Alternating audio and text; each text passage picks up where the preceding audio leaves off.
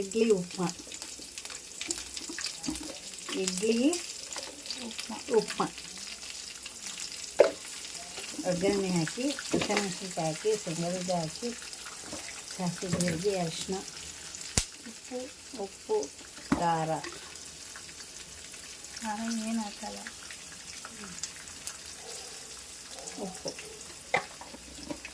ಹಸಿಕಾಯಿ ಶೇಂಗಾ ಬೀಜ ಒಣಮೆಣಸಿನ್ಕಾಯಿ ಕರಿಬೇವು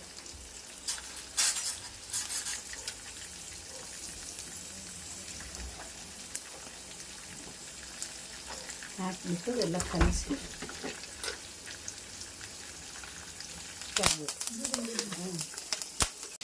ಇಡ್ಲಿ ಉಪ್ಮಾ, ಇಡ್ಲಿ ಮಿಕ್ಕಿರೋ ಇಡ್ಲಿ ಇರುತ್ತಲ್ಲ, ಮಿಕ್ಕಿರೋ ಇಡ್ಲಿನ ಈ ಥರ ಒಗ್ಗರಣೆ ಮಾಡಿಕೊಂಡು ಅದ್ರ ಒಳಗಡೆ ಹಿಂಗೆ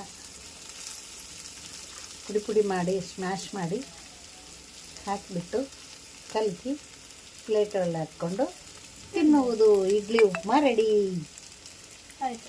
ಟೇಸ್ಟ್ ನೋಡಿರಿ ಹೆಂಗಿದೆ, ಟೇಸ್ಟ್ ಇದ್ದರೆ ತಿನ್ನಿ, ಟೇಸ್ಟ್ ಇಲ್ಲದಿದ್ದರೆ ಬೇಡ.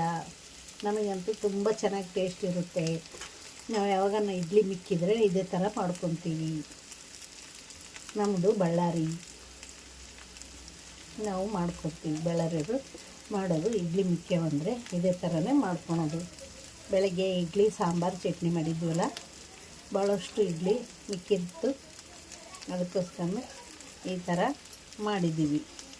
ನಿಮಗೆ ಇಷ್ಟವಾದರೆ ತಿನ್ನಿ ಮಾಡ್ಕೊಂಡು, ಕಷ್ಟ ಆಯ್ತಂದರೆ ಬಿಟ್ಟಾಕಿ, ನಾವಂತೂ ಮಾಡ್ಕೊತೀವಿ, ತಿಂತೀವಿ. ಇಡ್ಲಿ ಉಪ್ಮಾ ರೆಡಿ. ಬನ್ನಿ, ಟೇಸ್ಟ್ ನೋಡಿ, ತಿನ್ಕೊಳ್ಳಿ, ತುಂಬ ಚೆನ್ನಾಗಿರುತ್ತೆ. ಇದನ್ನು ಒಂದು ಸಲ ತಿಂದರೆ ಮತ್ತೆ ಮತ್ತೆ ತಿನ್ನಬೇಕು ಅನ್ನಿಸುತ್ತೆ, ಬಿಡಲ್ಲ. ಇದ್ರಿಗೋಸ್ಕರ ನೀವು ತುಂಬ ಚೆನ್ನಾಗಿ ಜಾಸ್ತಿ ಇಡ್ಲಿ ಮಾಡಿಕೊಂಡು ಮಿಕ್ಕೋ ಥರ ಮಾಡಿಕೊಂಡು ತಿನ್ಬೋದು. ತುಂಬ ಚೆನ್ನಾಗಿದೆ ನೋಡಿ, ಟೇಸ್ಟ್ ಮಾಡಿ. ನಾವಂತೂ ತಿಂತೀವಿ, ನೀವು ತಿನ್ನಿ. ಬನ್ನಿ ನಮ್ಮ ಮನೇಲಿ ತಿನ್ನುವಂತೆ. ಬಳ್ಳಾರಿಯಲ್ಲಿ ಮಿಕ್ಕಿದ್ದ ಇಡ್ಲಿಲಿದ್ದ ಉಪ್ಮಾ ಹೆಂಗಿದೆ? ಚೆನ್ನಾಗಿದೆಯಾ ಇಲ್ವಾ? ನಮಗಂತೂ ಚೆನ್ನಾಗಿದೆಪ್ಪ, ನಾವು ತಿಂತೀವಿ.